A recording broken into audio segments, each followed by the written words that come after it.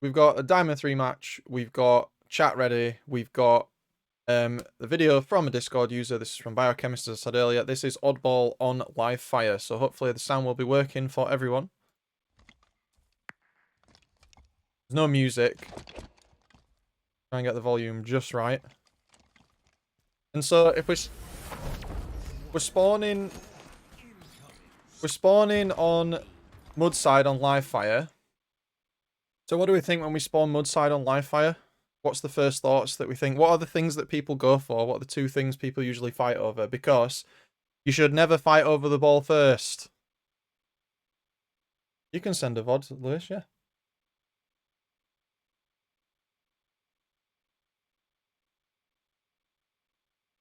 Yeah, you want to be checking where people are coming from, and one of the things that people usually do is someone might come up through here.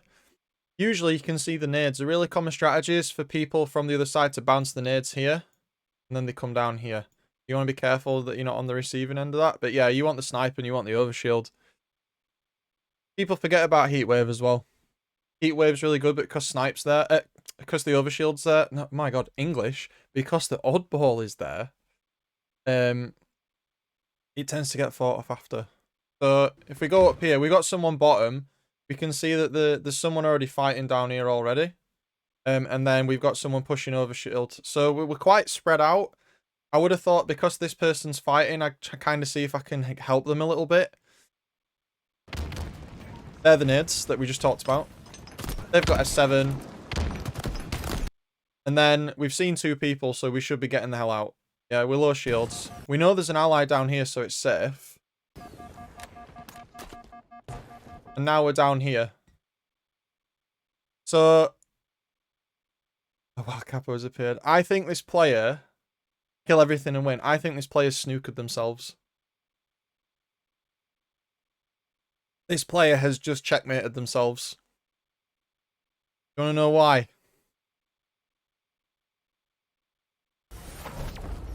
Go back.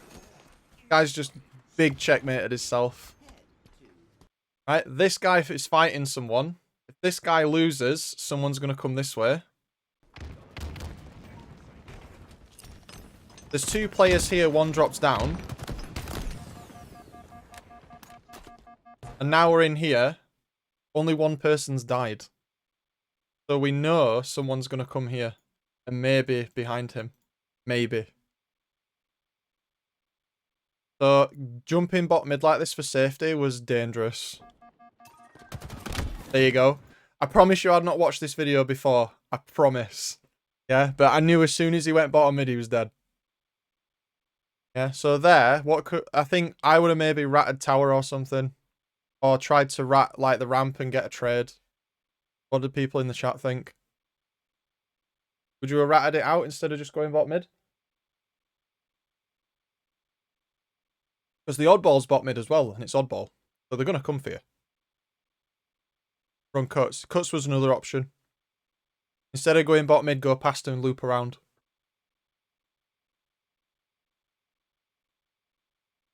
Slide screens. Maybe stay in the corner. Yeah, and I think it's hard to say which answer's the right answer here, because obviously we're looking back at a game that's happened. But I think a lot of people in the chat are saying, you know, you need to rat out or you need to leave. But bottom mid was a risky call. I'm not gonna sit here and rip this player to pieces for it, but it's just an observation. Always remember where fights have been and will be before you retreat somewhere. Getting the volume right. So we got the overshield fight. Big mistake here. Yeah, because why is this a big mistake?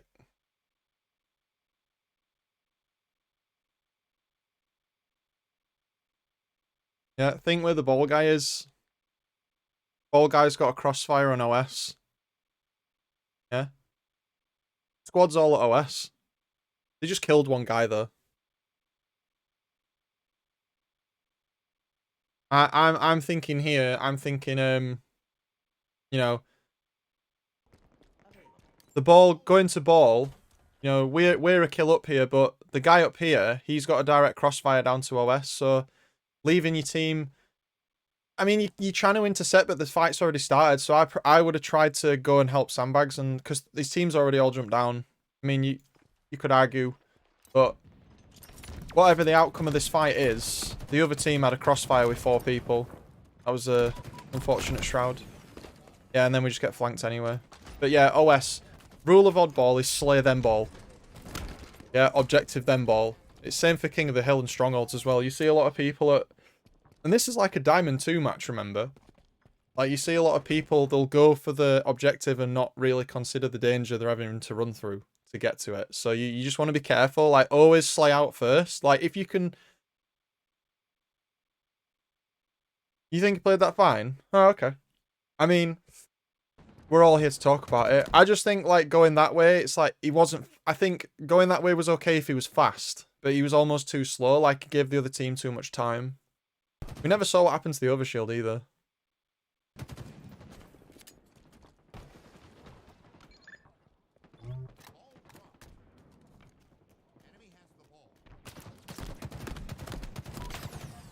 Bit of strafing. Using the pillar's good. Don't see that often enough. There's a bit of a child, though. That guy's not one-shotting you. That was a misplay from the other player. He should have died for that. Did you notice what the other team did as well?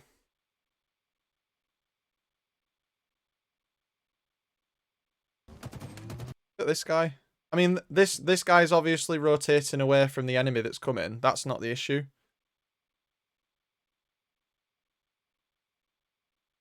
But if... You know, I think this guy, knowing he's getting flanked... I think he should have played the ball. I think you got to be careful. Not... You know, if you think you're going to lose the ball, just play it. It stops your opponents from getting it. It was a decent play. The other guy misplayed. So ball's down. I think ball carrier dies. Yeah, ball carrier dies. Are they going to try and play it? Oh, is he playing it? He's trying to milk it. Well played by yellow team. What if you're in a situation where you have to go for the target but also the power weapons? That is a very situational question. If the target is stopping you from getting the power weapon, take the target. But in that case, the fight had already started and someone had already died. So I think like if it's rockets on streets, you want to make sure that you take out like the anchor, really. So you want to take out whoever's like making it really difficult for you to get it. So it's like in this case, you know, the fight had already started, but if he had time and he was fast and he was curb sliding and going, I think the tower was fine. I just think it was a bit indecisive about it, and that's what led to them pushing. That's what led to the rotations, then the push on bridge, then he died. If he'd have pushed and not hesitated, and it's funny because EMH was talking to me about how I do this yesterday. If you push and you don't hesitate, he would have got there before the rotation, and his teammate wouldn't have got assassinated, and he probably would have killed the ball carrier. So it's that thing of go fast. Like, go fast with purpose, but go fast. Yeah, don't just go fast for no reason. Unless you're EMH, because then everyone dies. Yeah? But, yeah, don't just go fast without purpose. Think, why am I going fast? Where am I going? And what's going to happen? And what could happen? Obviously here, we're watching back, so hindsight, as we always say, is, you know, so it's easy to sit here and say, oh, I would have done this, or I would have done that. But this is about recognizing the situation as it happens, which is why I try to watch the video. I watched the videos for the first time with you, so I've not got that bias of I know what happens. Anyway. I think that was okay. I think the other guy strafed a bit more. I think the use of left stick was good. There was very heavy left stick aim in there, which is good, especially on flat surfaces.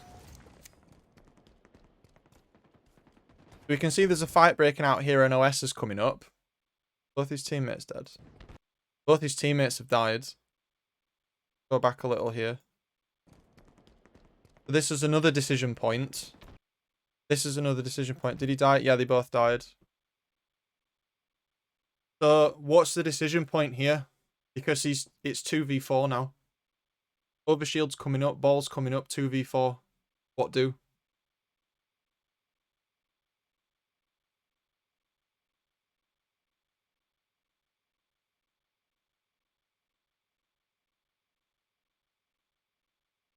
Take ball and leg it. I think taking ball's quite dangerous because we don't know where they are yet. It is an option, but we don't know. Try and waste time. I think, yeah, I think taking a stand here is a bad idea, but I think trying to find information and do something with it is a good idea. Yeah, so Cat's right, and some of the other things that people are saying in chat are right as well. So he can't take an open 1v4 here, considering the fact that they have OS as well. If he had Plasma Pistol, he could go for the trade out OS, but he doesn't. So I think trying to find information and catch people out here is the best thing he can do. And because you just not, overshield's just not happening. And based on where these teammates have died and where he is, the enemy team's probably over here somewhere. They're not likely to be on this side, because one, we would have heard it, and two, he probably would have been shot by now. Yeah. If he rats back tower, he can preemptively get there as his team's respawning, and also he might catch someone out who's like lurking. But going for the ball basically announces where he is, and going for the overshield is suicide because it's 4v2 at best. He wants to play defensively, maybe take some shots, maybe try and find some info on tower for his team. See what he does. There you go, caught someone out.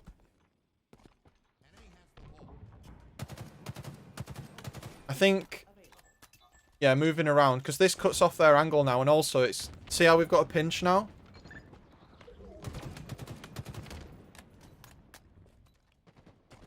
So that is a prime example of how holding back and not just, you know, absolutely going full blaze it and jumping in, that shows you exactly why you don't do it. And if you're like a gold or a platinum player, that is what you need to do in your games to win the game. Because I don't expect that type like that. And again, no disrespect to lower ranks. This is not about, oh, you would have done this and I would have that. But that is what you expect from like a mid to high diamond / Onyx player. They have the discipline to not just push something because other people have pushed it. Yeah, there was a decision process. They went mid. It was a good call. And now all this is happening because of it. I feel like this player would benefit a lot from trying to... I know there's the big Sloth Nation stuff, like the Dods McFods, like don't slide, don't jump, don't do this. But I really feel like this player would benefit a lot if they started using like movement. Because I feel like they kind of just walk a lot. Yeah, a bit of urgency there. They wouldn't have died.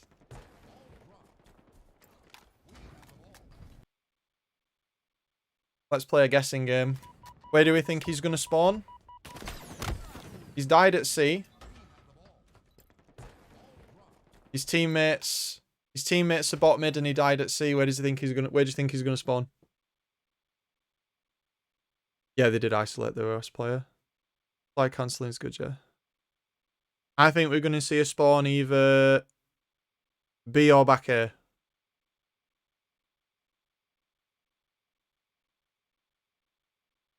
Potentially.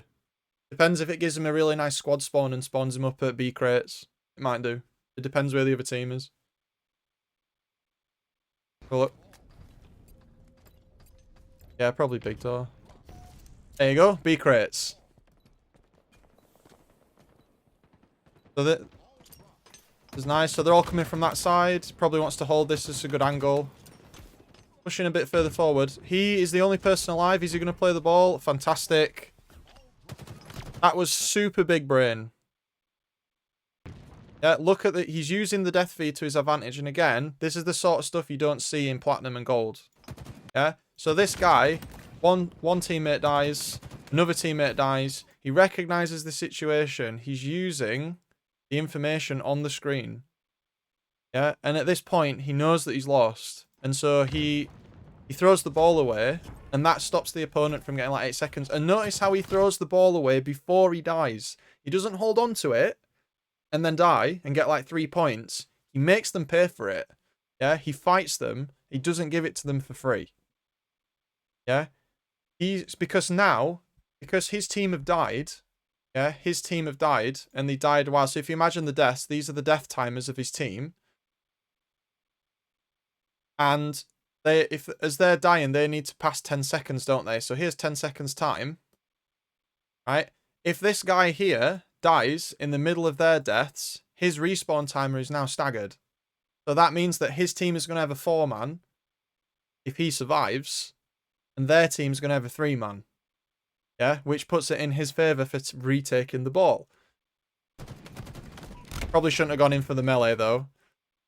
Unfortunately, so all meant well, but I don't think in this scenario he needed to jump down. How many shots did he get? Sorry, I went back a bit too far there. How many shots did we get?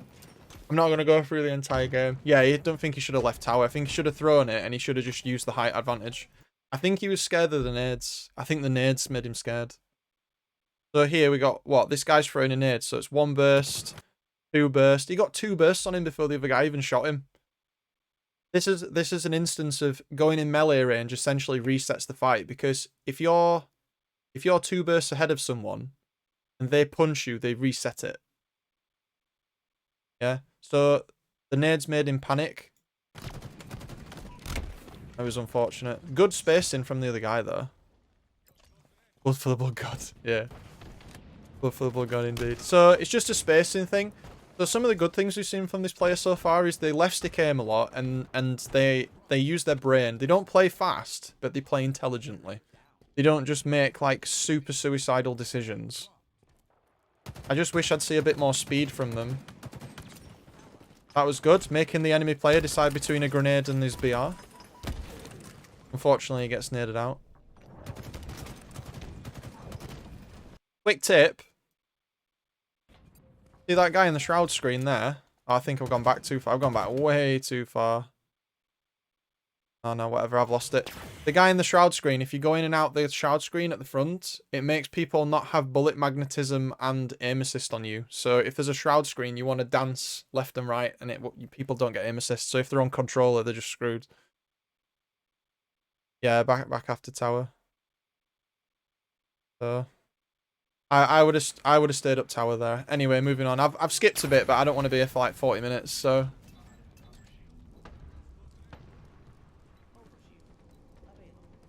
yeah, it doesn't work against M&K though, because we don't need aim assist. We get better target acquisition. Oh, are we going to see the ball be played? Oh no, he meant well. He meant well. That's good. And that is why you slay first. What just happened to that guy is literally the textbook example of why you slay first. Oh, look, a ball. I want that. No, you did. He was going to play it, obviously, but he didn't need to play it because no one had it. Like, because now they're all dead anyway. And even if he did play it, they've got it again. That was an unfortunate grenade. Oh, dear. Be careful on those nades. Good assist, though. Yeah, sacrificed his life. That guy sacrificed his life, so he sacrificed 10 seconds plus running back time for 1 second on the ball. Is that worth it? No. Yes, Lewis, you should. That is exactly what you should do. If your team is in a fight, you drop the ball and you fight. Because if you hold the ball, you're forcing your team to take a 3v4. And statistically, they're not going to win it. You should always drop the ball to fight. Yeah? It's always better to kill the other team and get the objective than to force it.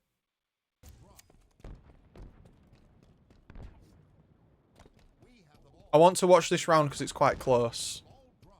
Should always drop the ball and fight. That's good. You can see both teams are actively playing the ball. So if you're losing a lot of oddball games, ask yourself if you're playing the ball to prevent the enemy from scoring.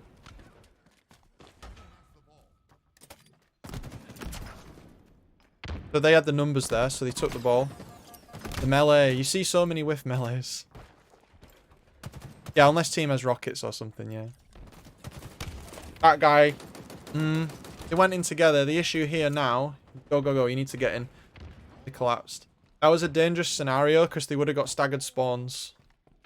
Yeah, with melees. Now they're trying to kite out. Ooh, they didn't reset it. That's a misplay.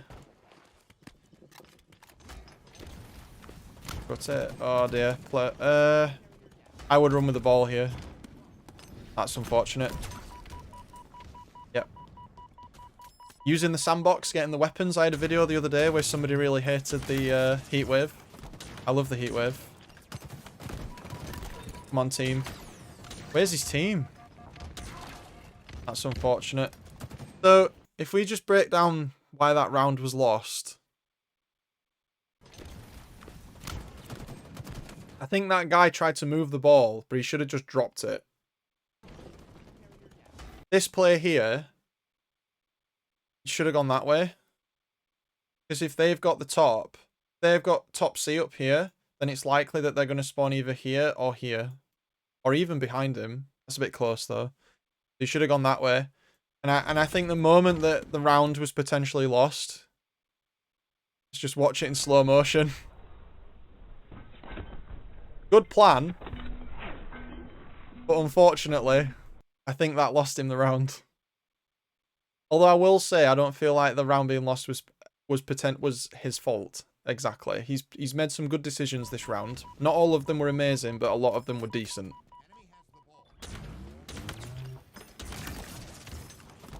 And then his team nowhere to be seen. The positioning on the oddball player up there, good. He was on the bridge. And then he plays the ball out. So well played by the other team. He did a good thing and then did a bad thing at the same time, yeah. If he repulsed it down the tunnel towards A, that would have won him the round. That would have been really good. Oh. Alright, I'm gonna highlight this. Alright. If any of you people watching the stream right now and anyone watching this video after do stuff like this, do me a favour, can you unsubscribe? Don't be the asshole that does that. Yeah? If your teammate's having a bad game, in fact, he's not even having a bad game, I just think he's being a dick. Don't be that guy. Like, what does this prove? Because now the start's bad. Now it's a 3v4 start. Another person's died. The enemy team have the ball. If this team loses the round by 5 points, it was that melee at the start that caused it. Nice nade. Moving around to a power position, thinking where they're spawning. So they're going to spawn B probably, which means Sandbags is going to be hot. Get the overshield, get in. If you've got the overshield, you need to literally yeet your Spartan at the other team. You have so much damage resist. Don't be suicidal, but you need to be the front line for your team so you can bait all the damage while your teammate kills everyone.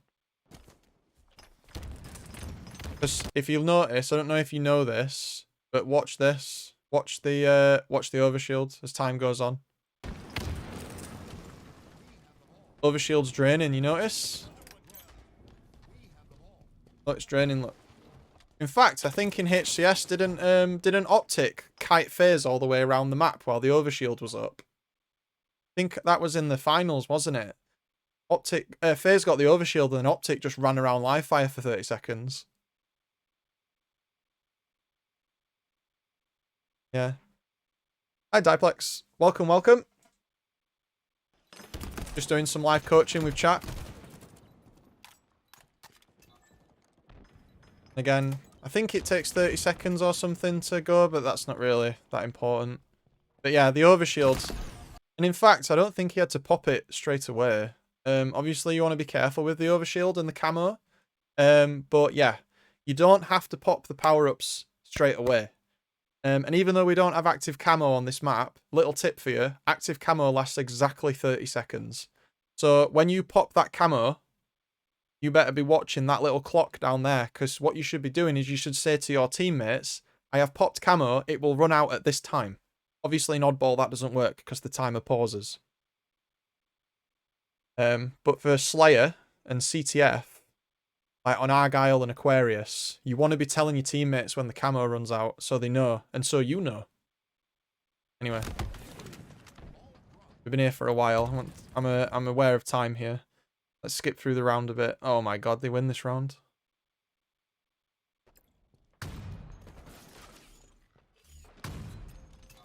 There's a weird hold. Go on, Turbine there. Oh, you've just seen it. So that's... What's he doing? Is he going to go back? So that's a mistake right there. He should have... I've skipped too far back. Apologies.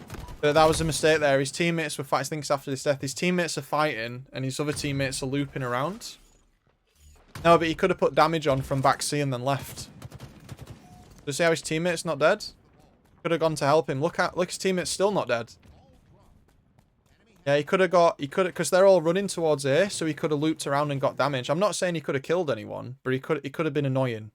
Like, there's a big thing in Halo is people always think that you should only fight if you're going to kill someone, and it's like, no, that's not true. If a player has no shields, they're not a threat. And you don't have to kill people to win. Ever been in a CTF game where you outslayed the other team but you lost? Yeah, that's why. You don't need to kill people, you just need pressure. But killing people does generate a lot of pressure, obviously. GG. So glad they nerfed the plasma pistol. He's here. Good. Get the ball. Bit of panic, but right decision to drop the ball.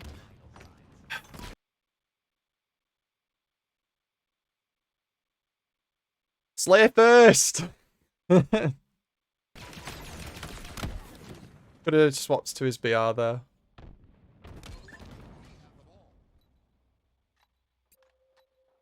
Whenever I have to make a thing on my channel, it's like a hashtag slay first.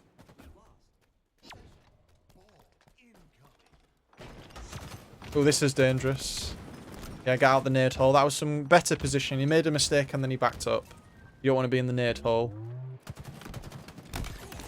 The melee wasn't needed. And that because now he's one shot. Checking the weapon spawns, getting the heat wave. Slay Nation. Getting all the power-ups. This is good. Make sure you're that guy. Get the power-ups. Especially when the enemies are dead. If you team wipe the enemy, you pick up all that stuff. That's unfortunate. What are these guys doing? That was a big misplay by his team.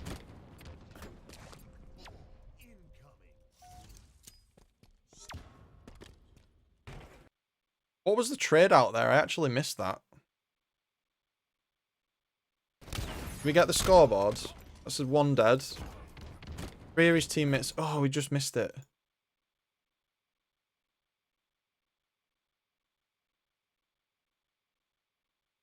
Sorry about this. I really want to see that scoreboard.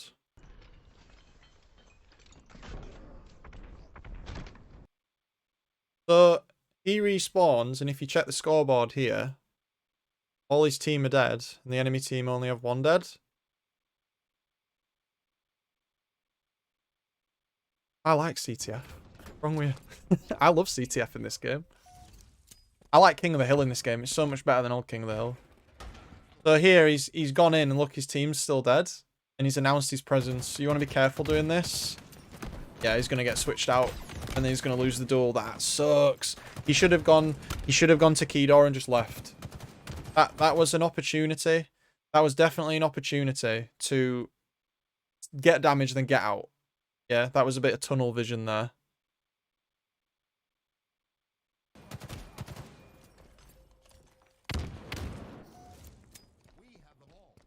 OS is up. Is he going to hold the window? Your team's dead, dude. Other team's slacking. Does he get away with it? Gets away with it.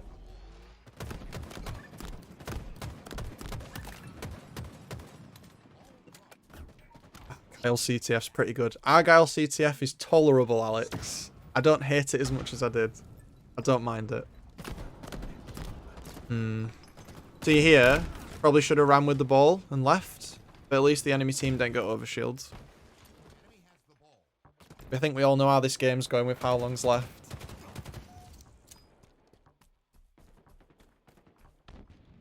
Two points. So here's what I'm gonna assume happens from now. Has anyone ever been in panic mode when this happens? You need to be careful when this happens, because if you are here, you must treat it as if you're at 10. It doesn't matter how many points you have, you still have to get the ball, so don't rush in like an idiot.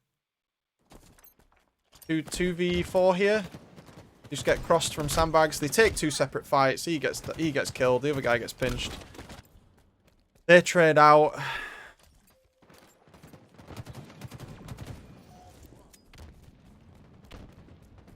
And all hell breaks loose because they're desperately trying to reach the ball.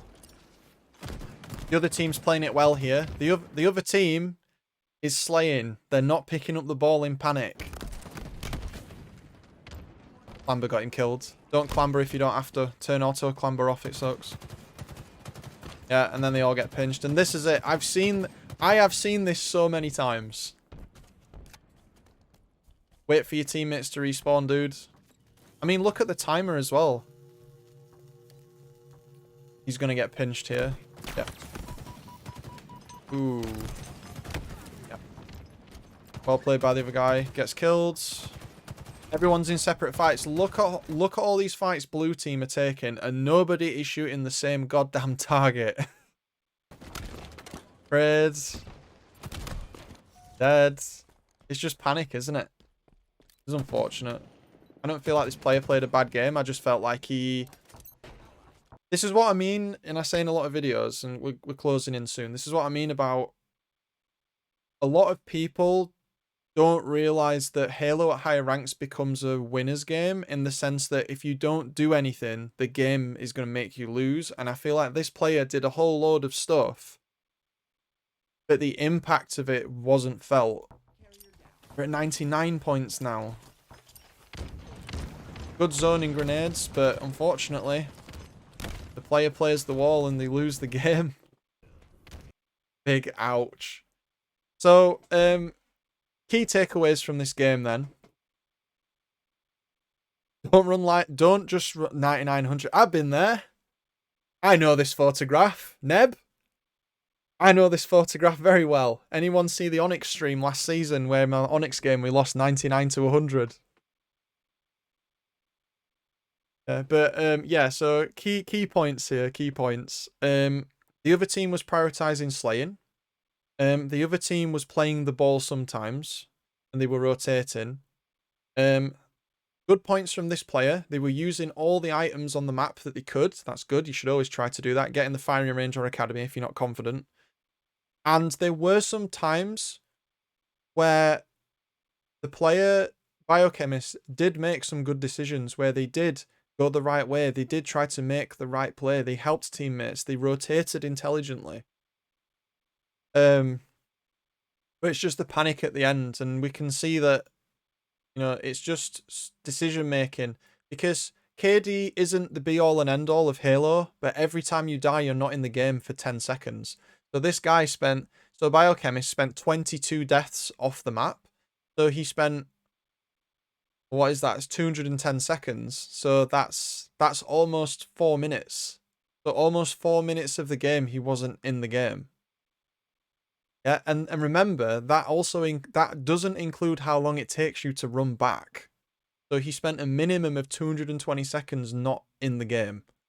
Yeah. I mean, the other team died as well. I'm not just picking on Biochemist here. We're talking in general. So I'm not picking on the submitter here. He actually played a decent game. There's just a few mistakes that he made, as we all do. I'm sure if you watch one of my games, you'd find stuff out that I did wrong, and EMH finds out stuff that I do wrong all the time. But that it's just that every death is 10 seconds where you're not in the game. Can you afford to not be in the game for 10 seconds? You have to make that decision. Is the trade worth it? If the answer's no, why are you taking it? So, I appreciate chat's input on that. I hope when I upload this to YouTube, people enjoy it. So if you see a video going up for Oddball on Livefire, you've already seen it because you're already here. But otherwise, if you're a sub in the future, I hope you enjoyed it. Remember to like. And if you're feeling particularly generous, remember to sub and check out streams on a Tuesday. Right now, we're going to go back to our live streaming stuff.